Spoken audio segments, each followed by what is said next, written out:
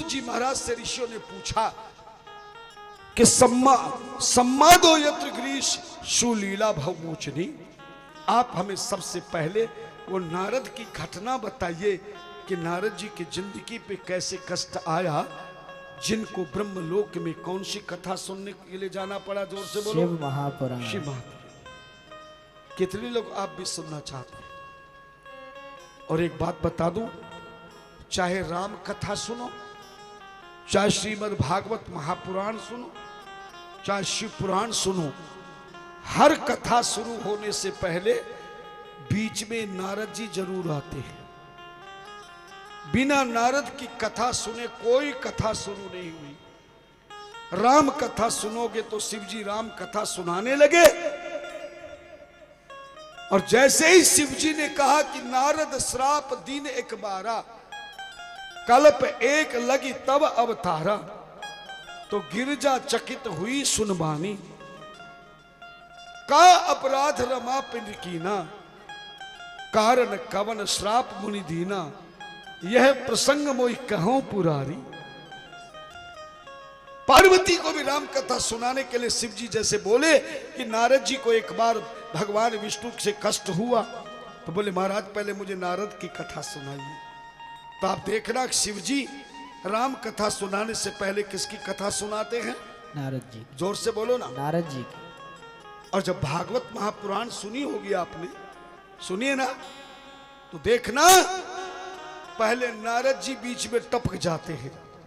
उसमें भी प्रसंग आता है कि वेद व्यास जी बहुत सुस्त हो गई, दुखी हो गए, तब नारद जी मिले और वेद व्यास जी को नारद ने समझाया, अपने पिछले जन्म के दृष्टांत सुनाया, और श्रीमद् भागवत महापुराण लिखने का आदेश फरमाए, है ना। शिव पुराण भी तब सुनने को फल देती है जब नारद की कथा सुनते हैं। इसलिए जितने भी बैठे हैं सौभाग्यवती नारियां सिर पर पल्ला रखें, झोली फैलाएं। पुरुष लोग भी अपने ध्यान से नारद की कथा को सुने बिना आपको शिव पुराण की कथा का फल नहीं मिलेगा। इसलिए आइए मैं नारद की उस कथा को बहुत संक्षेप में सुनाऊंगा, क्योंकि उस कथा को तुम जानते हो, मानते हो, पहचानते हो।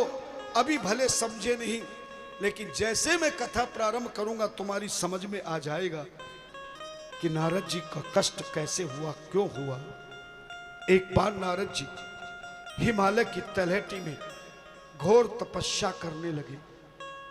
उनकी घोर तपस्या से पूरा हिमालय में हरियाली छा गई, चारों ओर बसंत फैल गया, पूरी दुनिया में त्रिलोकी में आनंद ही आनंद होने लगा। सब देवी देवता, ऋषि मुनि, योगी, तपस्वी, पंडित, पुजारी सब प्रसन्न हो गए। इतनी सुंदर तपस्या नारद जी ने की, मगर देवताओं का जो राजा इंद्र था उसके मन में चिंता हो गई, कहीं नारद जी तपस्या करके मेरा इंद्रलोक ना छीन ले। इसलिए नारद की तपस्या को भंग करने के लिए इंद्र ने कामदेव को भेजा। कामदेव ने बहुत जोर लगाया,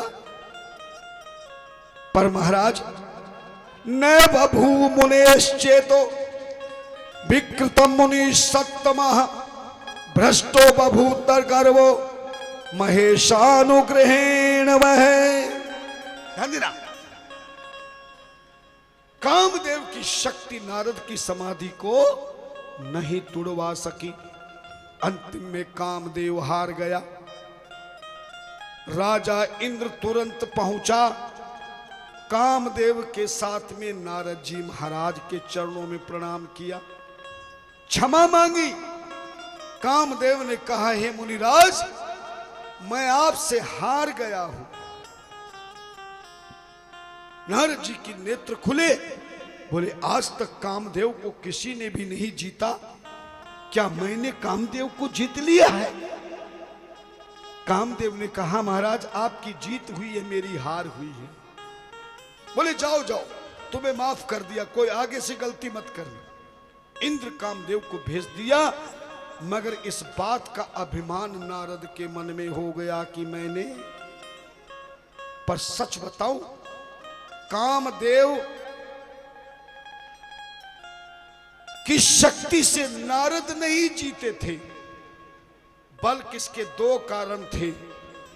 पहला कारण तो यह था कि जिसकी जिंदगी की डोर परमात्मा के हाथ में हो, उसका कोई कुछ बिगाड़ सकता है क्या? नहीं। उसकी समाधि कोई तोड़वा सकता है क्या? धन्यरा चीम को चाप सकई को उतासु, अरे बड़ रखवार रमापति जासु। जिसकी जिंदगी की डोर परमात्मा के हाथ में हो, उसका कोई कुछ बिगाड़ नहीं सकता। और नारद भगवान के अनन्य भक्त हैं। अनन्य भक्त किसको कहते हैं? जिसने पूरी जिंदगी परमात्मा को समर्पित कर रखी हो, उसे हानि लाभ दुख सुख का कोई पता नहीं, जो कुछ करे परमात्मा करे। धन्यवाद। ऐसे अनन्य भक्त हैं। और भगवान का नियम है, अनन्य चिंतयन्तो माम ये जना पर्युपासते तेषाम नित्याभियुक्ता नाम योगक्षेमम वहाम्यहम्। भगवान कहते हैं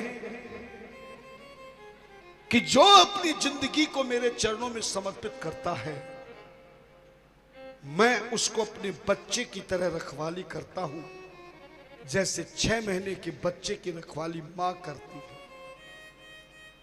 इस बात को ही रामायण में अनन्य भक्त की परिभाषा रामचरितमानस की चौपाइयों में भी लिखी है। सोने मुनि तो ही कहूं सहरोसा, जो मोई भज तज सकल भरोसा, करहूं सदा तिनकी रखवारी, जिन बालक राख्यो महतारी, जिन बालक राख्यो महतारी। एक 6 महीने के बच्चे का, साल भर के बच्चे का माँ कितना ख्याल रखती है। रसोई में माँ दूध उबाल रही हो और अचानक तेज आंच से दूध उफन के नीचे गिरने लग जाए, और उसी समय 1 साल का बच्चा पलंग से नीचे गिर जाए, जरा जोर से बताना, पहले दूध को माँ उठाएगी कि अपने बच्चे को उठाएगी? बच्चे के। जोर से बोलो ना। बच्चे के। 6 महीने का 1 साल का बच्चा पलंग पे सो रहा है, मां दूध रसोई में गर्म कर रही है, दूध बर्तन से नीचे गिरने लग गया, उधर से बच्चा नीचे गिर गया, तो जोर से बताओ मां किसको उठाएगी? दूध को। मगर वही बच्चा जब 20 साल का हुआ, एक दिन 20 साल वाला बच्चा पलंग से नीचे गिर गया और उसी समय दूध उफनने लगा, तो अब किसको उठाएगी? बच्चा भी वही है, मां भी वही है, घटना भी वही है। पर 1 साल के बच्चे के लिए तो दूध की चिंता नहीं, पर 20 साल वाले बच्चे को धमकाएगा ना, ठीक से सोया कर, खड़ा हो जा, है? क्योंकि वो बच्चे पर मां तब तक ध्यान रखती है जब बच्चा मां का समर्पण होता है। जहां बिठाए बैठ जाए, जो खिलाए वही खा ले, जब स्नान करे तो कर ले, ना कराए तो ना करे, जो कपड़ा पहनाए वही पहन ले। भगवान कहते ऐसे भक्त को मैं अनन्य भक्त की संज्ञा देता हूं। और नारद भी ऐसे ही भक्त हैं। इसलिए जिसकी रखवारी परमात्मा कर रहा हो, उस पर कामदेव का असर होगा क्या? जोर से बोलो। नहीं। एक कारण तो ये था, दूसरा कारण और था। दूसरा कारण क्या था? कि जिस गुफा में नारद जी तपस्या कर रहे हैं, उस गुफा को शंकर भगवान का वरदान था कि 100 योजन तक, इस गुफा के 100 योजन तक कामदेव का प्रभाव कभी भी नहीं होगा। कब दिया था यह वरदान शंकर जी ने? सुना होगा अपने, आगे मैं भी सुनाऊंगा।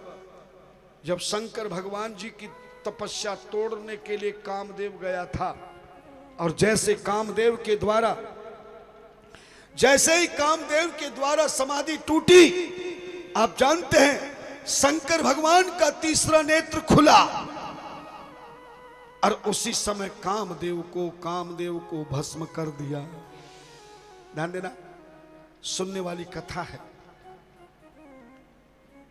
और जिस समय कामदेव को शिवजी ने भस्म किया,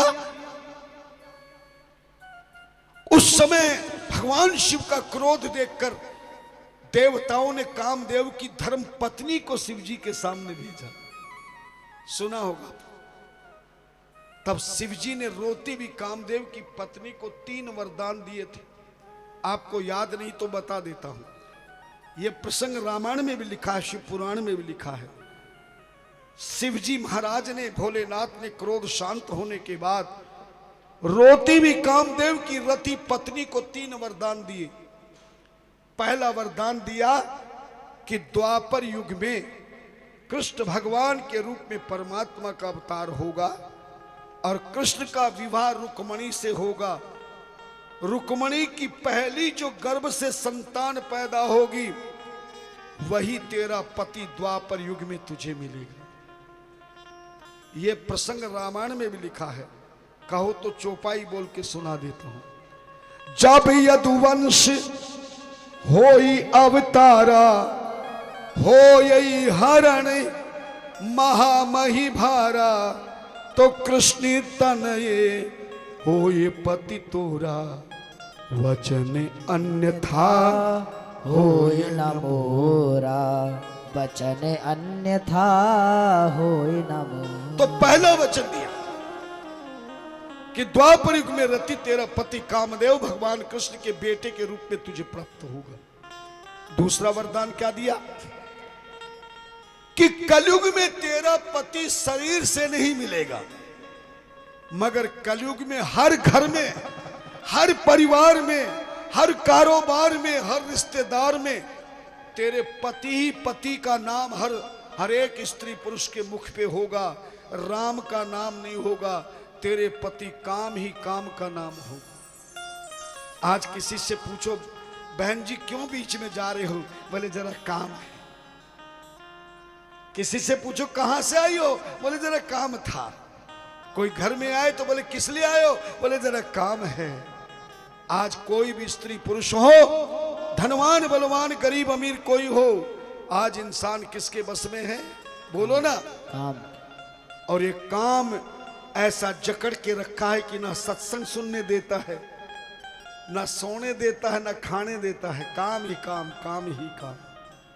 और तीसरा वरदान दिया कि जिस गुफा में मैंने तपस्या करके कामदेव को भस्म किया है, उस गुफा के 100 योजन तक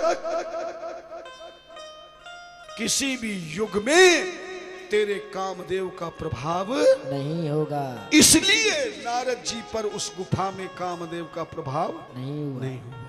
एक बात और बताऊं, शायद तुमने ये कथा तो सुनी है कि तीसरे नेत्र से कामदेव को भगवान शिव ने भस्म कर दिया, पर शायद एक चीज नहीं सुनी होगी। जिस समय कामदेव को भस्म किया था, उस समय कामदेव के साथ में एक चीज और भस्म हो गई थी। नहीं मालूम ना? बता देता हूं।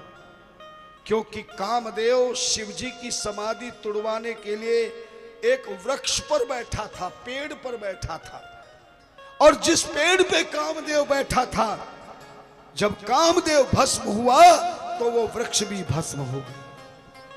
और वो वृक्ष कौन सा था? तुलसी जी ने लिखा, सौरभ पल्लव मदन विलोका। सौरभ कहते आम को, पल्लव कहते पत्तों को। बोले आम के वृक्ष के पत्ते के पीछे कामदेव को शिवजी ने देखा था। अर्थात कौन से पेड़ पर बैठे थे? आम के। जोर से बोलो। आम के पेड़। जैसे ही आम का वृक्ष पे बैठकर पत्ते के पीछे कामदेव ने समाधि तुड़वाई, कामदेव के भस्म होते ही वो आम का पेड़ भी भस्म हो गया। तो रति ने कहा, महाराज मुझे तो वरदान दे दिया, पर जो वृक्ष भस्म हुआ है उसको भी तो वरदान दो। ध्यान देना, सुनने वाली बात है, पहली बार सुनोगे। तब भगवान शंकर ने आम के पेड़ को पहला वरदान दिया बोले पृथ्वी के ऊपर लाखों प्रकार के वृक्ष पेड़ पौधे होंगे, पर सारे पेड़ पौधों वृक्षों का कोई राजा होगा तो कौन सा वृक्ष होगा? आम का वृक्ष।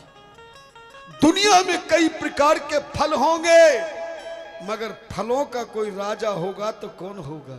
आम का फल। और आम के पेड़ को वरदान दिया, जो इस आम के वृक्ष की लकड़ियों से यज्ञ हवन करेगा, इस हवन की समिधा से आहुति देकर अग्नि में यज्ञ हवन करेगा, उस घर परिवार में सारे देवी देवता आकर निवास करेंगे और आशीर्वाद देकर सारे कष्टों से, दुखों से, रोगों से हमेशा मुक्ति दिला देंगे। जय हो। इसलिए जब भी हवन किया जाता है तो कौन सी समिधा आती है? समिधा हमारी लकड़ी।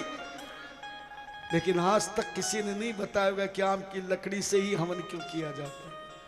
ईमानदारी से बताना, बताया किसी ने? मगर आज पता चला है कि शिव जी ने उसको वरदान दिया। एक और वरदान दिया, बोले जब भी कोई मंगल कलश बनाएगा, धन्य राम, सुनने वाली बात है, एक एक शब्द में मैं आपको ज्ञान दूंगा, नोट करते रहना, याद रखना। सनातन धर्म का पूरा ज्ञान होना चाहिए, आपको ध्यान होना चाहिए, क्योंकि ज्ञान ध्यान के बाद ही सम्मान होता है, और धर्म के सम्मान के बाद ही उत्थान होता है, और उत्थान के बाद ही जीवन का कल्याण होता है। एक एक चीज नई देकर जाऊंगा तुम्हें 9 दिनों तक, एक एक चीज को ध्यान रखना।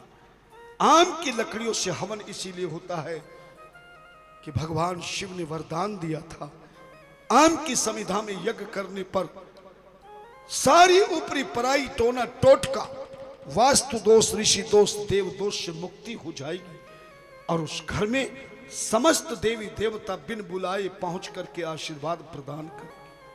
एक और वरदान दिया, बोले जब भी कोई मंगल कलश बनाएगा, उस मंगल कलश में आम के पत्तों की टहनी लगाकर जो मेरे शिवलिंग रूप नारियल को लगा देगा, उसके घर में समस्त, उस कलश में समस्त देवी देवता, ग्रह, ऋषि मुनि सारे निवास कर जाएंगे, और वो मंगल कलश जिसके घर में स्थापित हो जाएगा, वो घर देवताओं का घर बन जाएगा। आनंद जय हो। इसीलिए किसी भी मंगल कलश में कौन से पत्तों की टहनी लगती है? आम। लेकिन आज तक तुम्हें किसी ने बताया नहीं।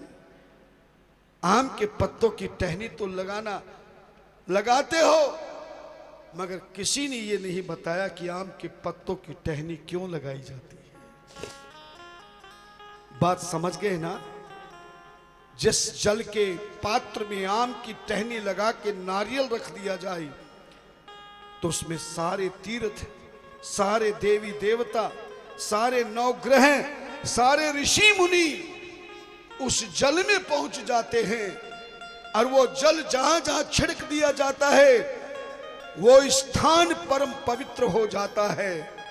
और जिस घर में ये कलश हमेशा के लिए स्थापना हो जाए, और उस आम के पत्तों की टहनी की घर में बंदरवाल बना दी जाए, तो याद रखना, मैं सच कहता हूं, मेरे 30 साल का अनुभव है, जिस घर में ये कलश विधि विधान से स्थापना हो जाएगा, इस कलश का प्रयोग सही ढंग से हो जाएगा, जो आम के पत्तों की टहनी की बंदरवाल बना के अपने घर के दरवाजे के बाहर लगा देगा, उस घर का सारा वास्तु दोष, देव दोष, पितृ दोष, ऋषि दोष से मुक्ति हो जाएगी, और भोलेनाथ की भक्ति से शक्ति प्राप्त हो जाएगी।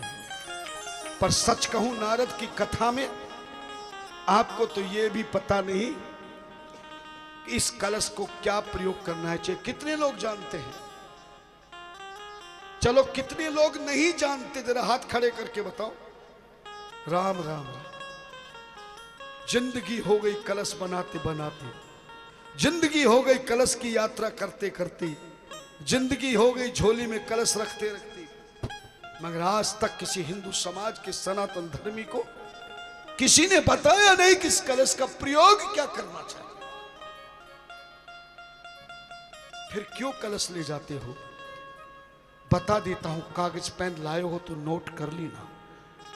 जब भी मंगल कलश कथा में मिले, नवरात्रों में कलश बनाओ या कहीं से भी कलश मिले, मिट्टी का हो, तांबे का हो, पीतल का हो, चांदी का हो, किसी भी धातु का या किसी भी मिट्टी का कलश मिले, उस कलश को अपने घर में ले जाना और सौभाग्यवती नारी को अपनी गोदी में लेकर जाना चाहिए। यात्रा के समय सर पे रखना चाहिए और घर ले जाते समय इस मंगल कलश को किस में रख के ले जाना चाहिए? गोदी में। और गोदी में किसको ले जाना चाहिए? कलश को। कौन ले जाना चाहिए? सौभाग्यवती नारी। सौभाग्यवती नारी अपने साड़ी के पल्ले में मंगल कलश को ले जाकर घर में रखे और सारे काम को छोड़कर उसी समय इस कलश का सही प्रयोग करके स्थापना करे। इसका नारियल और इसके आम के पत्तों की टहनी को किसी थाली या प्लेट में रख देवे और फिर इस कलश को उल्टे हाथ की गोदी में लेकर, पुरुष हो या स्त्री कोई भी इस प्रयोग को कर सकते हैं। केवल कलश सौभाग्यवती नारी ले जाके घर में रख दे और घर में जो प्रयोग आगे बता रहा हूं, ये प्रयोग पुरुष भी कर सकता है, स्त्रियां भी कर सकती है, बच्चा भी कर सकता है, बेटी भी कर सकती है, बेटा भी कर सकता है, सुहागन भी कर सकती है, विधवा भी कर सकती है। धन्यवाद। कलश को लेकर के आम के पत्तों की टहनी से अपने पूरे घर में इस जल का छिड़काव करें।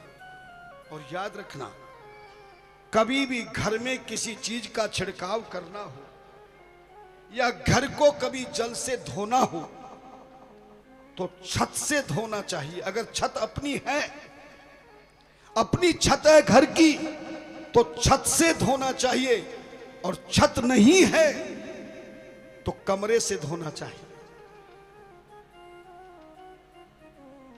इस आम के पत्तों की टहनी से पूरी जगह में जल का छिड़काव कर दे। फिर आम के पत्तों की टहनी को उसी थाली में रख दे जिस थाली में नारियल रखा है। अब कलश में जो जल बचा है उसे सूर्य भगवान को अर्घ के रूप में देना चाहिए। सूर्य को अर्घ के रूप में कैसे देवे, यह तो मैं आगे की कथा में बताऊंगा। सूर्य को पूरा जल चढ़ाकर इस कलश को बिल्कुल खाली करके कपड़े से पोंछकर धूप में सुखा लेवे, और जब ये कलश बिल्कुल सूख जाए तब इसमें गेहूं भरे। इस खाली कलश में क्या भरे? गेहूं। कणक भरे, गेहूं भरे, और गेहूं भरकर जो नारियल थाली में रखा है उस नारियल को बिना टहनी लगाए गेहूं से भरे कलश पर नारियल रखकर इस कलश को रसोई में अगर जगह हो, घर की रसोई अन्नपूर्णा देवी का मंदिर कहलाता है, उस रसोई के ईशान कोण की दिशा में, और ईशान कोण की दिशा कौन सी होती है? उत्तर और पूर्व के बीच का हिस्सा। उत्तर पूर्व के बीच के हिस्से ईशान में इस गेहूं से भरे नारियल लगे हुए कलश की स्थापना कर लेवे। और कभी भी घर में कोई भी धर्म काम हो और कलश की आवश्यकता पड़े तो भूल कर भी नया कलश नहीं लाना है, इसी कलश को उठाना है। कौन से कलश को? जो ईशान कोण में गेहूं से भरा है। इस कलश को, इसी नारियल का प्रयोग करना है। इस कलश को उठाकर इसके गेहूं निकाल करके गौ माता को खिला दे, जानवरों को खिला दे, और इस कलश को धोकर गंगा जल डाल करके इसमें जल भरकर नई आम के पत्ते की टहनी लगाकर इसी नारियल को लगा करके ही दोबारा से कलश बनाकर इसकी पूजा करावे। और पूजा के बाद फिर इसी कलश को आशीर्वाद में ले लेवे, फिर इसका जल पूरा छिड़क देवे। यानी आम के पत्ते की टहनी नई लानी है, बाकी कलश और नारियल बार बार इसी का प्रयोग करना है। इस कलश का, इस नारियल का तब पीछा छोड़ना चाहिए जब ये खंडित हो जाए, टूट जाए, नारियल फूट जाए, तब नया नारियल या नया कलश स्थापना करानी चाहिए। और जब तक नारियल कलश सही है तब तक घर में कितनी बार भी कितने साल तक पूजा पाठ के लिए कलश चाहिए, तो नया कलश कभी भी भूल कर नहीं लाना चाहिए। बात समझ गए? इस तरह से आप गेहूं भर करके कलश को बार बार रखते रहे, और जब कलश की आवश्यकता होती तो गेहूं कहां देंगे? गौ माता को खिलावें, जानवरों को खिलाएं, और खाने लायक हो तो भिखारी को भी दे सकते हैं। पर हर बार इसका जल छिड़क करके, जल को सूर्य को अर्घ देकर सुखा करके नए गेहूं भरने चाहिए। और नारियल लगा के कौन सी जगह पे रखोगे? रसोई के ईशान कोण में रखे। अगर किसी के घर में रसोई में जगह ना हो तो घर में किसी भी कमरे के ईशान कोण में जो कमरा हो, ईशान कोण में इसकी स्थापना करनी चाहिए। इस तरह से कलश का प्रयोग करें। अब आम के पत्तों की टहनी का प्रयोग कैसे करें? धन्यरा घर का जो भी मालिक हो, स्त्री हो या पुरुष, आम के पत्तों की टहनी से प्रत्येक पत्ते को तोड़कर थाली या प्लेट में रख ले। अब बिना पत्तों की जो टहनी बची है, धन्यरा बिना पत्तों की जो टहनी बची है, जो घर का मुखिया है, जिसके नाम मकान है, स्त्री के नाम है या पुरुष के नाम है, बेटे के नाम या बेटी के नाम, जो भी मकान का मालिक हो, उसके सीधे हाथ, सज्जे हाथ, राइट हैंड की पहली अंगुली का जो पहला हिस्सा है, समझ रहे हो ना? तर्जनी अंगुली का जो पहला, एक अंगुली में 3 हिस्से हैं ना, हाँ, सबसे ऊपर का जो पहला हिस्सा है, इसके बराबर नाप करके आम के पत्तों की टहनी के छोटे छोटे टुकड़े तोड़कर या चाकू से काटकर प्लेट या थाली में रखते रहे जहां पत्ते रखे हैं। बात समझ गए ना? यानी टहनी के छोटे छोटे टुकड़े कितने बनाने हैं? अंगुली के पहले हिस्से में जितने भी टुकड़े बने, उस टहनी के टुकड़े बनाकर आम के पत्तों की टहनी पत्तों के पास रख दीजिए। अंतिम में, आखिर में एक छोटा सा टुकड़ा बचेगा जो इसके बराबर नहीं होगा।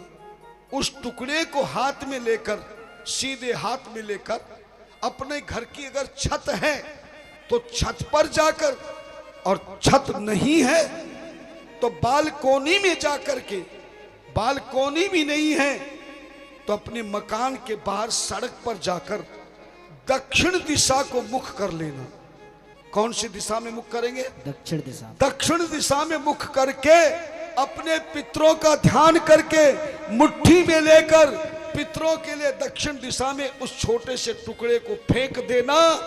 कहते कि आम के बचे हुए इस टुकड़े को दक्षिण दिशा में पितरों का ध्यान करके जो फेंक देता है, उसके घर में कभी अकाल मृत्यु नहीं होती, कभी रोग और दरिद्र नहीं होता, पितृदोष नहीं लगता, सारे पितरों का दोष समाप्त हो जाता है, और ऊपरी पराई टोना टोट का नजर हमेशा के लिए समाप्त हो जाती है। जो आम के पत्तों की टहनी के आखिरी टुकड़े को दक्षिण दिशा की ओर फेंक देते हैं। समझ गए ना? इसके बाद आपके घर में ये जो मोली कलावा धागा जो हाथ में पंडित जी बांधते हैं, आप अपनी भाषा में समझ लेना, ये जो कलावा मोली रक्षा सूत्र जिसको कहते हैं, इस धागे में एक एक आम का पत्ता और एक एक टहनी का टुकड़ा बांधते हुए इस पूरे धागे में सारे आम के पत्ते और टहनी के टुकड़ों की बंदरवाल बना ले। बंदरवाल समझते हो ना? और इस बंदरवाल को बनाकर अगर टहनी ज्यादा हो, आम के पत्ते कम हो, तो अकेले टहनी के टुकड़े को भी बांध लेना, और अगर टहनी के टुकड़े कम हो, पत्ते ज्यादा हो, तो अकेले पत्तों को भी बांध सकते हैं। टहनी के टुकड़े और पत्तों की कलावे मोली के धागे से रक्षा सूत्र में बंदरवाल बनाकर इसको अपनी कोठी, बंगले, महल, मकान के दरवाजे के बाहर की ओर लंबी करके दोनों ओर कील गाड़ करके या किसी में बांध करके बंदरवाल आम के पत्तों की टहनी को बांध देना। कहते जिसके घर के बाहर ये मंगल कलश के आम के पत्तों की टहनी और टुकड़ों का बंदरबाल बन जाती है, उस घर के सारे ग्रह, सारे दोष समाप्त हो जाते हैं। उस घर में कभी भी दुख, दरिद्र, रोग, संकट, समस्या, चिंता कभी नहीं सताती है, कभी विपत्ति नहीं आती है, कभी परेशानी नहीं आती है, और जो भी काम होगा वो तुरंत बन जाएगा। किसी मैया को विवाह के बाद संतान न हुई हो, जन्म पत्री में भी संतान का योग ना हो, डॉक्टर ने भी मना कर दिया हो कि तुम मां नहीं बन सकती, ऐसी देवी इस बंदरवाल को अपने शयन कक्ष के बाहर बांध लेना। मैं आपको विश्वास दिलाता हूं, उस देवी को अवश्य संतान होगी, जिसके कमरे के बाहर ये मंगल कलश आम के पत्तों की टहनी की बंदरवाल बन जाए। जय हो। कर सकते हैं ना? कितना पैसा लगेगा, कितना समय लगेगा? मैंने बताया था, मैं पूरी कथा के 9 दिन में कथा के प्रसंग बस ही शिव महापुराण में जो वेद व्यास जी महाराज ने बताया, संतों ने जो मुझे समझाया, विद्वानों ने जो बताया, मैं आपको वही उपाय बताऊंगा जिसमें एक पैसा नहीं लगेगा, 1 मिनट का समय नहीं लगेगा। और आप करके देखना, मेरी जिंदगी के 30 वर्षों में सैकड़ों माता बहनों को संतान की प्राप्ति हुई है इसी बंदरवाल को बांधने से, और जीवन में आनंद ही आनंद। जिस व्यापारी का व्यापार न चलता हो, ऑफिस न चलता हो, फैक्ट्री न चलती हो, दुकान न चलती हो, व्यापार ठप हो गया हो, ऐसे मंगल कलश के आम के पत्तों की टहनी की बंदरवाल अपने व्यापार प्रतिष्ठान के दरवाजे पर लगा लीजिएगा। आप देखना, आपका व्यापार दिन प्रतिदिन आगे बढ़ता रहेगा और जिंदगी में आपका कर्ज मुक्त हो जाओगे और धनवान बन के, विद्वान बन के, ज्ञानवान बन के जीवन में सम्मान प्राप्त कर। सूर्य जी कहते हैं, ऋषियों, इसलिए नारद जी को अभिमान हो गया, जबकि इस गुफा को वरदान था कि इस गुफा पर कामदेव का प्रभाव नहीं होगा, और उसी गुफा में नारद जी तपस्या कर रहे थे। पर नारद जी को क्या हो गया? जोर से बोलो। अभिमान। किस बात का? कि मैंने कामदेव को जीत लिया। अभिमान में भर के नारद जी पहुंचे ब्रह्मा के पास।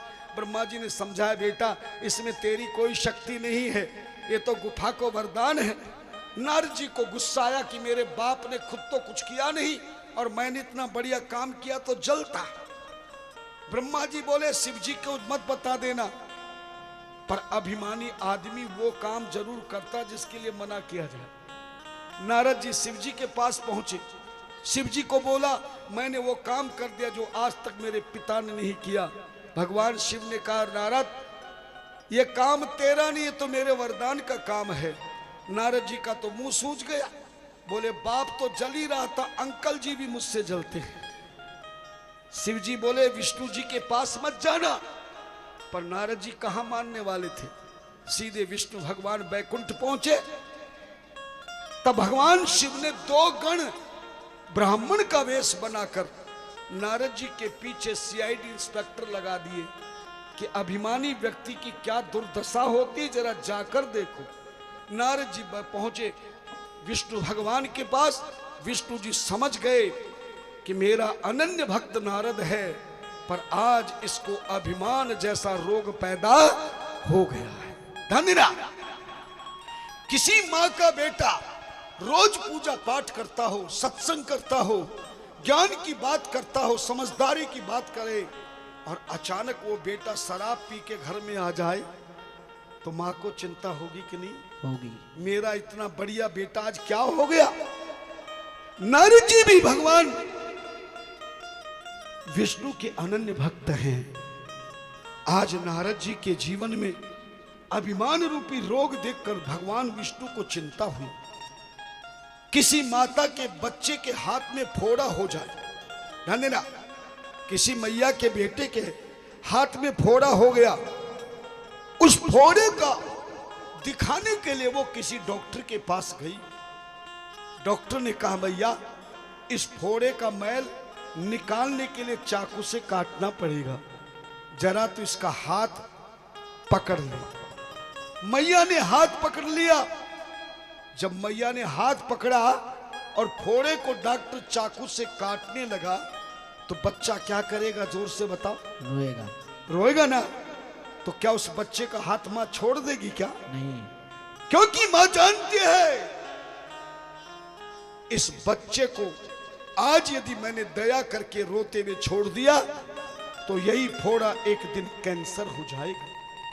इसकी जिंदगी का कष्ट मिट जाए, चाहे थोड़ी देर के लिए कष्ट देना पड़े। ठीक भगवान का भी यही नियम है। जब जब भी तुम्हें कष्ट मिले, दुख मिले, तो समझ लेना कि मेरे भगवान हमारे कष्टों को मिटने का काम कर रहे हैं। ध्यान देना, जैसे डॉक्टर ऑपरेशन करता है, शरीर को काटता है, पैसा लेता है, तुम्हें परेशान करता है, दुख देता है, तो क्या तुम्हें दुश्मनी करता है क्या? नहीं। तुम्हारा इलाज चलता है। जब जब भी जिंदगी में कष्ट आवे, दुख आवे, रोग आवे, समस्या आवे, तो समझ लेना कि परमात्मा की अब मुझ पर कृपा हो रही है, मेरा वो ऑपरेशन कर रहे हैं, मेरा कष्ट मिटा। आज नारद जी पर अभिमान रूपी रोग हो गया। भगवान ने कहा कि इसका ऑपरेशन करना पड़ेगा। एक माया का नगर बनाया, माया का राजा बनाया, एक माया की कन्या बनाई, और नारद जी जैसे ही माया के नगर में पहुंचे तो नारद की बुद्धि भी किसकी हो गई?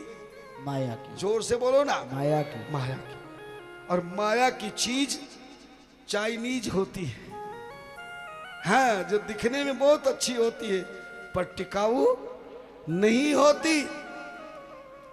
नारद जी के सामने कन्या आई, विश्वमोहिनी प्रणाम किया। शील निधि राजा माया का जो था उसने हस्त रेखा दिखाई, आज मैंने स्वयंवर रचा है महाराज, देखना मेरी बेटी को कैसा पति मिलेगा। जरा जोर से बताना, नगर किसका है? माया का। जोर से बोलो ना। माया का। नगर किसका है? माया। राजा किसका है? माया का। बेटी किसकी है? माया की। और हाथ, हाथ किसका है? माया का। तो रेखा भी किसकी होगी? माया की। और माया की रेखा तो अलग ही होगी। नारद जी ने रेखा को देखा तो उस रेखा का फल था कि जो इस बेटी का पति बनेगा वो आयुष्मान बनेगा, चिरायु बनेगा, कभी मरेगा नहीं, उसकी सारी देवी देवता सब सेवा करेंगे। ऐसा रेखा का फल देखकर जो कामदेव को जीतने का अभिमान कर रहे थे वो नारद जी काम वशीभूत हो गई और मन में सोचा शायद परमात्मा ने अब तक मेरी शादी इसीलिए नहीं होने दी, लगता है इसी कन्या से मेरा विवाह होगा, और एक बार इस कन्या से विवाह हो जाए तो मैं मरूंगा नहीं, अजर अमर हो जाऊंगा। मेरी सेवा ऋषि मुनि योगी तपस्वी पंडित पुजारी सभी मेरी सेवा करेंगे। ऐसा लालच और काम भाव किसके मन में आ गया? जोर से बोलो। नारद जी के मन में। अब नारद जी बोले इस कन्या को तो सुंदर वर चाहिए, मुझ बुढ़े को वरमाला कैसे डालेगी? तो एक काम करता हूं, सबसे बढ़िया रूप भगवान विष्णु का है और भगवान विष्णु का मैं अनन्य भक्त हूं, जो मांगूंगा दे देंगे, थोड़ी देर के लिए ले लेता हूं, बाद में देखा जाएगा। तभी नारद शील निधि राजा को समझाकर जैसे बाहर निकले तो भगवान विष्णु वहीं प्रकट हो गए। नारद जी बोले वाह महाराज, बड़े अच्छे समय पे आप आए, आज तो मुझे बहुत जरूरत थी। बोले क्या बात है नारद? बोले प्रभु मुझे आज रूप की आवश्यकता है। भगवान ने तुरंत नारद जी को रूप दे दिया, पर कौन सा रूप दिया? क्यों? नारद जी ने बंदर का रूप मांगा था क्या? बोलो ना। ये कथा तो तुमने सुनी है। कई लोग मुझसे शिकायत करते हैं कि भगवान का अनन्य भक्त नारद है, फिर भगवान ने बंदर का रूप क्यों दिया? बंदर का रूप भगवान ने जानबूझ के नहीं दिया, जैसा नारद ने कहा वैसा ही भगवान विष्णु ने किया। अगर विश्वास नहीं तो मैं आपको समझाने के लिए रामचरितमानस राम कथा की चौपाई का सहारा लूंगा, जिससे आप अच्छी प्रकार से समझाएंगे और उन लोगों की शंका मिट जाएगी जो ये कहते हैं कि भगवान ने कपट किया, मांगा तो विष्णु का रूप था और दे दिया बंदर का। कई लोग तो झूठ मूठ कहते कि हरि का रूप मांगा था, हरि मानी बंदर होता है, ऐसा नहीं। नारद जी ने हरि का रूप नहीं मांगा, विष्णु का रूप नहीं मांगा। जो रूप नारद जी ने मांगा भगवान विष्णु ने वही नारद को दिया। ऐसा राम कथा में, रामचरितमानस में गोसाई जी बड़े प्रेम से लिखते हैं। क्या मांगा नारद जी ने? चौपाई बोल रहा हूं, जरा सीधी कमर करके बैठी, झोली फैला कर बैठी। क्या मांगा? आपन रूप देहि प्रभु मोहि, आन भात नहीं पावऊं ओहि। क्या मांगा? हे भगवान, आपन रूप दे प्रभु मोहि। हे भगवान, मुझे आप अपना रूप दे दीजिए। भगवान विष्णु ने बोले मेरा रूप? बोले हाँ। भगवान विष्णु बोले नारद जी, मेरा एक रूप नहीं है, मेरे तो 24 रूप है। कितने रूप हैं? 24। जोर से बोलो। 24। और 24 रूपों में तुम्हें कौन सा पसंद है बताओ, मैं तो वही दे दूंगा। कहते हैं कि नारद जी को भगवान हरि ने 24 रूप दिखाई, मगर जल्दबाजी में आदमी की बुद्धि काम नहीं करती। माताएं जब सूट साड़ी लेने शोरूम में जाती हैं और हाईलाइट जला देता है, 50 सूट 50 साड़ी डाल देता है, तब तुम्हारा दिमाग भी चकरा जाता कि यो अच्छा कि यो अच्छा। फिर घर वाले से कहे बताओ जी कौन सा लूं? अरे मैनू ना पता, तेरे को जो चाहे ले ले। समझ में नहीं आता ना। ऐसे नारद जी ने जैसे ही 24 रूप देखे और कुछ भी समझ में नहीं आया, तो जानते हो फिर नारद जी ने क्या मांगा? बता दूं कि रहने दूं? बोले जेहि विधि हो नाथ हिति मोरा, करहु सुबेग दास मैं तोरा। राम सिया राम, सिया राम जय जय राम। राम सिया राम, सिया राम जय जय राम। हो।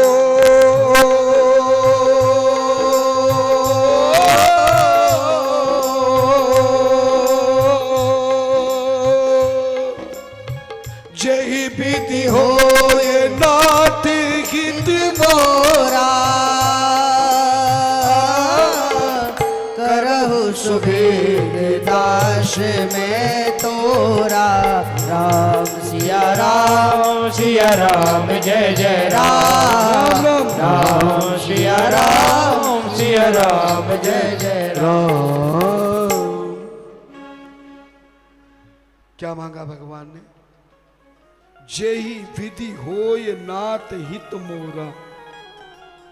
हे भगवान, जिसमें मेरी भलाई हो, करहु सो बेग, जल्दी करो, मुझे वही रूप दे दो। बात समझ में आ गई? तो भगवान ने क्या जवाब दिया? बोले जेहि विधि हो यही परम हित। भगवान बोले इतनी परम हित करूंगा। जेहि विधि हो यही परम हित, नारद सुनहु तुम्हार, सोई हम करबन आन कछु, वचनन मृषा हमार। वचन न मृषा हमार। बोले मैं परम हित करूंगा तेरा, वही रूप दूंगा तुझे। और सच बताओ, 80 साल वाले महात्मा को 20 साल की बेटी से सगाई करने का पता लग जाए तो तुम कौन सी माला पहनाओगी? ये तो प्रत्यक्ष देखा है तुम, है ना महाराज? इसलिए नारद जी को भगवान ने वही रूप दिया जिसमें नारद जी की, इसलिए उनको बंदर का रूप दिया, क्योंकि जो बंदर में गुण होता है वह सारे नारद में हो रहे थे। बंदर सबसे बड़ा लालची होता है। चनों के चक्कर में फंस जाता है, गले में रस्सी डलवाता है, फिर मदारी की लठिया से नाच दिखाता है। और सबसे बढ़िया नाच बंदर का कौन सा होता है? जब ससुराल में जाता है, नहीं? लेकिन बंदर का रूप तो दिया। एक बात और बता देता हूं जो पहली बार सुनोगे, लिखा है धर्म ग्रंथों में कि नारद को भगवान ने बंदर का रूप तो दिया, पर ये बंदर वाला रूप केवल संसार में, त्रिलोकी में केवल 2 व्यक्तियों के अलावा किसी को बंदर का रूप दिखाई नहीं दे रहा था। सबको नारद जी दिखाई दे रहे थे, केवल 2 व्यक्तियों को नारद का वो बंदर वाला रूप दिखाई दे रहा, केवल 2 को, क्योंकि भगवान के अनन्य भक्त हैं। अगर सबको दिखाई देता तो अपमान होता कि नहीं नारद का। इसलिए भगवान अपने भक्त का कभी अपमान नहीं करते। जैसे मां अपने बेटे को खुद भले कितना मार ले, पर दूसरे को मारने देगी क्या? बोलो ना। तेरा बाप हाथ लगा के देखे, हाँ, खाट खड़ी कर देगी 1 मिनट में। खुद कितना मार ले। भगवान का भी, भगवान मां की तरह है। करऊं सदा तिनकी रखवारी, जिमी बालक राखियों महतारी। ठंडा किस किस को दिखाई दे रहा था? एक तो उस विश्व मोहिनी माया की कन्या को जिसकी रेखा देखी थी, क्योंकि उसको तो दिखना जरूरी था। और दूसरा, जो शिवजी ने पीछे 2 गण भेजे थे, बस इन 2 के अलावा किसी को भी नारद का बंदर वाला रूप दिखाई नहीं दे रहा था। गए बंदर का रूप लेकर के नारद धनरा, और जैसे पहुंचे और उस कन्या की निगाह जैसे ही नारद जी के ऊपर पड़ी, तो एक बार तो उस कन्या ने देखा, मगर दोबारा उधर नजर जेहि दिशि बैठे नारद फूली, सो दिशि ताहि बिलोक न भूली। तुरंत माला डाली, शादी का कार्यक्रम संपन्न। नारद जी ने देखा कि ये सारा पंडाल खाली हो गया, हलवाई भी उठा उठा के सामान ले जा रहा है, लाइट वाला लाइट खोल रहा है, टेंट वाला टेंट खोल रहा है। नारद जी बोले, वो जो ब्राह्मण बैठे थे 2, कौन थे वो? अभी तो बताया था। दोनों ब्राह्मणों से बोले, महाराज, ए पंडित जी महाराज, क्या बात शादी हो? बोले हो गई। बोले किसके साथ हो गई? बोले विष्णु के साथ। है? अब नारद जी को तो यह पता था कि विष्णु मैं ही हूं। नारद जी बोले विष्णु? अरे मैं खुद विष्णु बैठा हूं। तब दोनों गणों ने सोचा कि अगर हम कुछ कहेंगे तो ये मानेगा नहीं। कोई आदमी किसी की कमी बतावे तो कभी कोई मानेगा क्या? मगर इंसान की कमी को सच कौन बता सकता है? केवल मुंह देखने वाला शीशा। किसी आदमी को तेरे चेहरे पे दाग है? चुप हो जा, मेरा चेहरा तो बहुत अच्छा, तेरा देख पहले, आदमी चिढ़ जाएगा। मगर मनुष्य का सही चेहरा कौन बता सकता है? मुंह देखने वाला शीशा। और उस शीशे का क्या नाम है? दर्पण, है ना? तो गणों ने सोचा कि हम कुछ कहेंगे ये मानेंगे नहीं। तो उसी समय उन गणों ने अपने झोले में से शीशा निकाला। कौन सा? मुंह देखने वाला। मुंह देखने वाला शीशा निकाला और नारद जी के हाथ में दे दिया और बोले, हे नारद मुने, तम ही प्रथा मदन मोहित है, तलिप्सु स्वमुखम पश्य वानरस्य व गर्हितम। तुम विष्णु हो या विष्णु के बाप हो, हम नहीं बताएंगे, ये शीशा देखो। और जैसे ही मुंह देखा शीशे में, किसने? नारद जी। नारद जी ने जैसे मुंह देखा शीशा में, तो बानर का रूप देखकर क्रोधित हो गई और गुस्से में भर के नारद ने श्राप दे दिया। किसको श्राप दिया? भगवान विष्णु को श्राप दे दिया। और श्राप देते पहले तो गणों को श्राप दिया। उन गणों को श्राप देते कि मुखम दर्श मुकरे शिव माया विमोहित युवा ममोपहासम में जय कर तू बाह्यस ही भवेताम राक्षसो विप्रवीर्ये जो वै ददाकृति। ऐ राक्षसो, ब्राह्मण देवताओं, तुमने मेरा उपहास किया है, हंसी की है। जाओ तुम मृत्युलोक में जाकर राक्षस बनोगे, ब्राह्मण के घर जन्म लोगे, पर तुम्हारा स्वभाव राक्षस का होगा। और तभी भगवान विष्णु के पास गुस्से में भरे कि मैंने तो बढ़िया रूप मांगा था, इन्होंने बंदर का रूप दिया। अभी विष्णु को बताता हूं। तभी वो विष्णु को श्राप देने चले तो बाहर निकलते ही विष्णु भगवान मिल गई। और अकेले नहीं मिले, बाईं ओर लक्ष्मी थी और दाईं ओर वही विश्वमोहिनी थी। अब किसी पे कोई आदमी गुस्सा करके जिस चीज के लिए जा रहा हो और वही सामने मिल जाए तो गुस्सा कम होगा कि ज्यादा होगा? ज्यादा। जैसे तो अग्नि में घी डाल दिया हो, क्रोध में भरकर भगवान विष्णु को श्राप नारद ने दे दिया। हे हरे तुम महादुष्टे कपटी विश्वमोहिना परोत्साहम न सहसे मायावी मलिनाशय। मोहने रूप मादाय कपटम कृतवान पुरा असुरेभ्यो पायस्तम वारुणीम अमृतम। हे विष्णु, तुमने हमेशा दूसरों से कपट किया है। मोहिनी रूप बनाकर तुमने देवताओं को अमृत पिलाया। शंखचूड़ जालंधर की पत्नी का पातिव्रत धर्म नष्ट किया। वामन रूप बनाकर तुमने बाली को छला है। तुमने बहुत कपट किया, पर आज के बाद तुम किसी से कपट नहीं कर सकोगे। मैं तुम्हें श्राप देता हूं, परम स्वतंत्र न सिर पर कोई, भाव ही मन ही करम तुम सोई। गुस्से में भर गई और क्रोध में भरकर नारद ने श्राप दे दिया। पहला श्राप दिया कि तुम मुझे मनुष्य रूप में छल किया है, इसलिए मेरे श्राप से तुम मृत्यु लोक में जाकर के मनुष्य रूप धारण करो। ध्यान देना। यन मुखम श्राप दिया, तुम मनुष्य रूप धारण करोगे। और तुमने एक नारी के विषय में मुझे तड़फाया है। जाओ, मैं तुम्हें श्राप देता हूं, तुम्हारा विवाह हो जाएगा। मेरा तो होने नहीं दिया, मगर तुम्हारी शादी हो जाएगी। मगर शादी के बाद तुम्हें पत्नी का सुख नहीं मिलेगा। पत्नी के लिए रो रो के ढूंढते रहोगे। और जब तुम्हारा कष्ट आएगा, स्तोम स्त्री वियोग जम दुखम लवस्व पर दुख।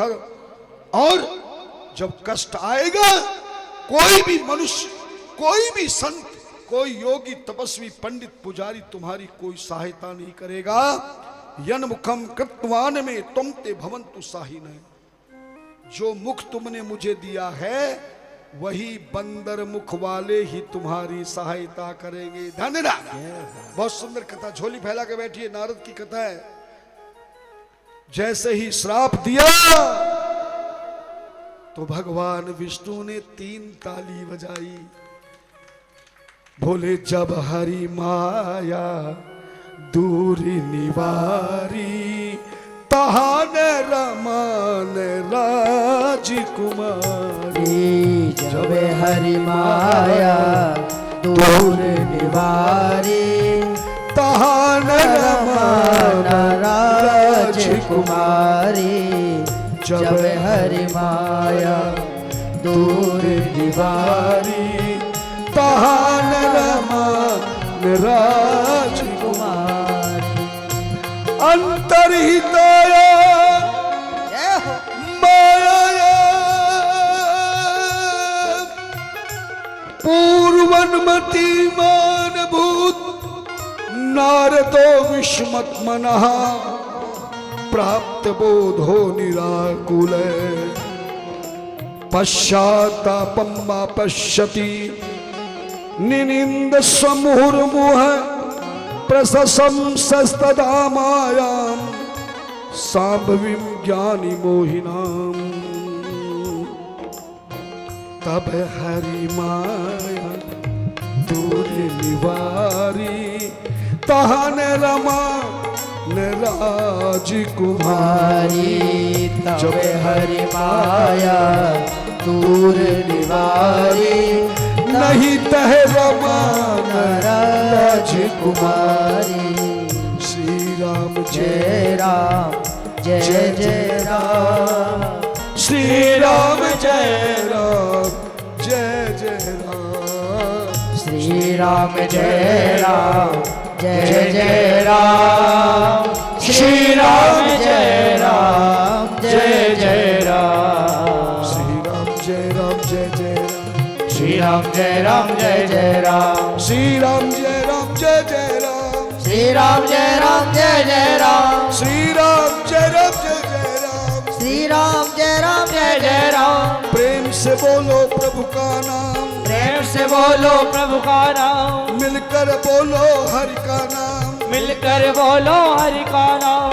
बन जाएंगे सबके काम, बन जाएंगे सबके काम, कृपा करेंगे कृपा निधान, कृपा करेंगे कृपा निधान। हो जाएगा जग में नाम, हो जाएगा जग में नाम। प्रेम से बोलो प्रभु का नाम, प्रेम से बोलो प्रभु का नाम। श्री राम जय राम जय जय राम, श्री राम जय राम जय जय राम, श्री राम जय राम जय जय राम, श्री राम जय जय राम जय जय जय राम। माया जैसे हटाई, ना कोई नगर है, ना कोई कन्या है, ना कोई राजा है। अब तो चरणों में गिर के नारद जी रोने लगे। हे प्रभु, ये क्या लीला थी? भगवान बोले, नारद, तेरे मन में अभिमान का अंकुर चला गया। उस अभिमान को मिटने के लिए मैंने एक ऑपरेशन थिएटर बनाकर तेरा ऑपरेशन किया है। चरणों में गिर के नारद, प्रभु आपकी माया मुझ पर कैसे चली गई है? मैंने तो सुना है कि जो आपका अनन्य भक्त होता, धन्यरा सुनने वाली कथा है। और आज की कथा में बहुत कीमती चीज बताऊंगा, जिंदगी में आप कभी नहीं सुन पाएंगे। भले नारद की कथा आप जानते, पर इसमें भी बहुत रहस्य है। कहते कि नारद जब रोने लगे, पूछने लगे भगवान से कि सुना है कि तुम्हारी माया उस पर जाती है जो तुम्हारा भक्त नहीं होता है। मैं तो तुम्हारा अनन्य भक्त हूं, पर तुम्हारी माया मेरे पे कैसी चलेगी? ध्यान देना, आज हम पर भी प्रभु की माया से हम लोग घर में कलेश करते हैं, नाना प्रकार का झगड़ा करते हैं, झगड़े में भी रगड़ा करते हैं, रगड़ा भी तगड़ा करते हैं। वही पति पत्नी होती है जो खूब प्रेम से बात करती है, पर उन दोनों में भी झगड़ा हो जाता है। वही पिता पुत्र होता है, उसमें भी झगड़ा हो जाता। क्यों? क्योंकि जब क्रोध आता है, और क्रोध उसी को आता है जिस पर भगवान की कृपा नहीं होती। ने उठा दो, हाँ, थोड़ा सा कृपा करो, मेरी ध्यान मत लगाओ, हाँ, नहीं तो आपके बिना फिर कथा नहीं कर सकूंगा। शक्ति आपकी है, भक्ति आपकी है। धन्यना सुख जी कहते हैं, नारद जी रोने लगे, प्रभु मैं आपका अनन्य भक्त हूं, फिर भी आपकी माया मुझ पर कैसे चली गई? यहां तक की कथा तो तुमने सुनी है, पर आगे की जो सुनाने जा रहा हूं शायद पहली बार सुनोगे। नारद से बोले भगवान, भगवान विष्णु बोले, मेरी माया उस पर जाती है जिसके ऊपर मेरी कृपा नहीं होती। ध्यान देना, किस पे जाती है? जिसपे मेरी कृपा नहीं होती, और मेरी कृपा उस पर नहीं होती जिस पर भोलेनाथ की कृपा नहीं, और भोलेनाथ की कृपा उस पर नहीं होती जिस पर सतगुरु महाराज की कृपा नहीं होती। नोट कर लेना, सतगुरु की कृपा से शिव कृपा होती है, और शिव कृपा से श्री राम की कृपा होती है। शिव की कृपा से श्री राम की कृपा होती है, और श्री राम की कृपा से सब की कृपा होती है। याद रहेगा ना? अगर याद है तो बताओ, श्री राम की कृपा किसकी कृपा से होती है? जोर से बोलो। शिव की कृपा से। और शिव की कृपा किसकी कृपा से होती? सतगुरु की कृपा से। नारद जी बोले मैंने तो सतगुरु बनाया ही नहीं। आज रावण के ने कितनी बड़ी तपस्या करी थी शिव की। सच बताओ, रावण से बड़ी कोई पूजा अनुष्ठान सेवा शिव की किसी दूसरे ने की क्या? लेकिन शिव की इतनी पूजा पाठ करने के बाद भी रावण पर श्री राम की कृपा नहीं हुई, क्योंकि रावण ने किसी को सतगुरु नहीं बनाया। गुरु बिन भव निधि तरह न कोई, जो बिरंच शंकर सम होई। कोई ब्रह्मा विष्णु के बराबर हो जाए, पर बिना सतगुरु के किसी देवता की कृपा नहीं। ध्यान देना। अब तो नारद जी घबराए, बोले महाराज सही करो, आपकी कृपा इसीलिए नहीं क्योंकि शिव की कृपा नहीं, और शिव की कृपा इसलिए नहीं कि मैंने किसी को सतगुरु नहीं बना। अब नारद जी चरणों में गिर गए, बोले प्रभु मेरी बात बताओ, मैं किसको गुरु बनाऊं? मेरी तो समझ में नहीं आ रहा। मैंने चेले तो बहुत बना लिए, चेलियां भी बहुत बनाई, मगर मैंने किसी को सतगुरु नहीं बनाया, किसी से नाम दान नहीं लिया। भगवान विष्णु बोले तुम बनाना चाहते हो? बोले हाँ चाहता हूं, आप जिसको कहोगे बनाऊंगा। बोले पक्की बात है? बोले हाँ महाराज, आज ही बनाना चाहता हूं, नहीं फिर कहीं तुम्हारी माया मुझ पे फिर ना हो जाए। नारद जी से बोले देखो सामने गंगा जी का घाट है। क्या है? गंगा जी का घाट है, मैं यहीं पर खड़ा हूं, तुम जाओ नारद, उस गंगा जी में 5 डुबकी लगाना। कितनी डुबकी लगाना?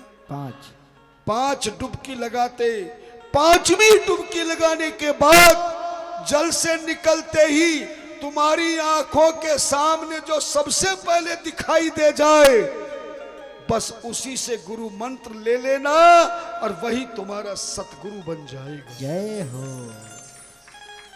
नारद जी तुरंत गए। कहां गए? कथा सुन रहे हो ना घर में ध्यान है कि कथा में है? भगवान विष्णु का वचन सुनकर नारद जी गंगा के तट पे गए, अपनी खड़ताल चरण पाद का कमंडल सब रख दिया, लंगोटी पहन के गंगा में गए और जाकर के डुबकी लगाने लगे। हर हर गंगे 1, हर हर गंगे 2, हर हर गंगे 3, हर हर गंगे 4 डुबकी तो नारद जी ने जल्दी से लगा ली, मगर जो 5वीं डुबकी लगाने लगे तो डुबकी तो लगा ली, पर निकलने के लिए धीरे धीरे निकले। सोच रहे थे गुरु कोई बढ़िया मिले, कहीं ऐसा वैसा ना कोई गुरु बन जाए। लेकिन जैसे ही वो 5वीं डुबकी, हर हर गंगे 5 डुबकी लगा के जैसे ही आंखें धीरे सी खोली, तो सामने मछली पकड़ने वाला मछियारा दिखाई दे गया। और भगवान ने क्या कहा था कि जो भी दिखाई दे जाए उसी को सतगुरु बनाना चाहिए। अब नारद जी बोले मैंने इतना बड़ा महात्मा, ये मछियारा मेरा गुरु बनेगा? मगर तुरंत नारद जी को याद आ गया, अरे बोले अब विष्णु जी की बात को नहीं टालना है, कहीं फिर विश्व मोहिनी के चक्कर में ना फंसा दे, क्योंकि दूध का जला हुआ हाथ से भी डरता है महाराज। नारद जी धीरे से मछियारे के पास गए, बोले मैं आपको अपना सतगुरु बनाना चाहता हूं। नारद जी का हाथ पकड़ लिया, मछियारे ने कान में 3 बार मंत्र दे दिया, श्रीमन नारायण नारायण नारायण। मंत्र देकर जैसे नारद जी जाने लगे, मछियारे गुरुदेव ने कहा रे ओ कहां जा रहे नारद, तुझे मैंने मंत्र दिया, मैं तेरा गुरु हूं, तू मेरा चेला है, मुझे प्रणाम तो कर। नारद ने देखा गंगा जी पे तो भीड़ लगी है, मैं मछियारे को प्रणाम करूंगा तो लोग क्या कहेंगे? मगर फिर वही याद आ गई, नारद ने दंडवत प्रणाम किया। किसको? जोर से बताओ। मछियारे को नहीं, सतगुरुदेव को। जैसे सतगुरुदेव को नारद ने प्रणाम किया तो गुरुदेव ने उठा लिया, और जैसे गुरुदेव ने उठाया तो नारद क्या देखते हैं कि ना कोई गंगा का घाट है, ना कोई यमुना का पाट है, यहाँ तो बैकुंठ का ठाट ही ठाट है। और सामने चतुर्भुजधारी शंख चक्र गदा पद्म लिए भगवान विष्णु सामने खड़े थे। और तभी हाथ जोड़ के नारद ने प्रार्थना की, शांताकारं भुजगशयनं पद्मनाभं सुरेशं विश्वाधारं गगन सदृशं मेघवर्णं शुभांगं लक्ष्मीकान्तं कमलनयनं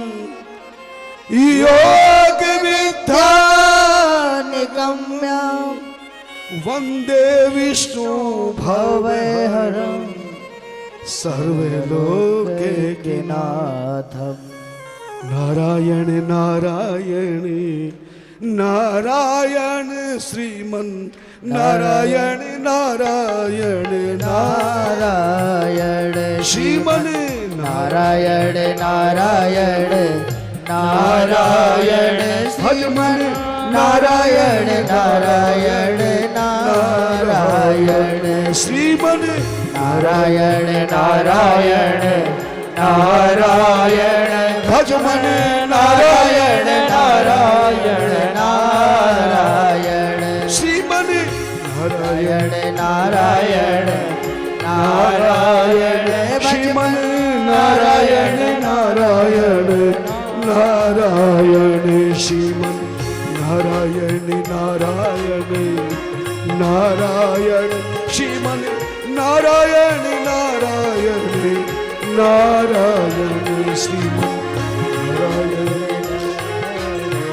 नारायण श्रीमन्नारायण नारायण नारायण। चरणों में गिर के नारद जी महाराज धन्यवाद। बहुत सुंदर कथा है। आज भगवान चतुर्भुजधारी शांतकारं भुजगशयनं पद्मनाभं, भगवान विष्णु ने गुरु मंत्र दिया है। किसको? बोलो ना, याद रखना। नारद जी के गुरु महाराज कौन है और इष्ट देव कौन है, कैसे दिया, कब दिया, बता दिया है। अपने गुरुदेव के चरणों में गिर गई, इष्ट देव के चरणों में गिर गई। महाराज, आपको मैंने श्राप दे दिया और आपने मेरे लिए कितना कुछ किया है। ये श्राप दिया हुआ कष्ट मेरे मन को कचोट रहा है। प्रभु, मेरे इस कष्ट को कैसे भी दूर करो, वरना जिंदगी में मैं शांति प्राप्त नहीं कर सकता। प्रभु, मेरे मन को शांति हो, मुझ पे कृपा करो। प्रभु, मेरे कष्ट को दूर कीजिए। तब भगवान विष्णु ने कहा, ऐ नारद, आज मैं तेरा सतगुरु भी हूं, तेरा इष्ट देव भी हूं। अगर तू अपने कष्ट से मुक्ति चाहता है नारद, तो मैं तेरे कष्ट को दूर नहीं कर सकता, क्योंकि मुझ गुरु की कृपा से तुझ पर शिव की कृपा होगी। और शिव की कृपा उसी पर होती है जो शिव पुराण की कथा का श्रवण करते हैं। इसलिए हे नारद, ब्रह्मलोकेश्वर कामार्थम शासनान मम भक्तितः शैशव प्रवरो ब्रह्मा महत्यमं संकरश्यते श्राविष्यति सुप्रीत्या सतनामस्त्वं चे जपहु नाम शंकर सतनामा पायहु तुरत हृदय विश्राम। पायहु तुरत हृदय विश्राम। इसलिए जाओ ब्रह्मलोकेश्वर कामार्थम।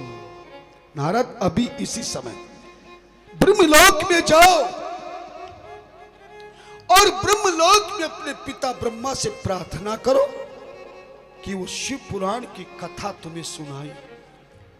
अगर तुमने ब्रह्मलोक में जाके ब्रह्मा से शिव पुराण की एक बार कथा सुन ली नारद, तो जा, मैं तुझे वचन देता हूं कि जिंदगी में दोबारा मेरी माया तुझ पर नहीं आएगी।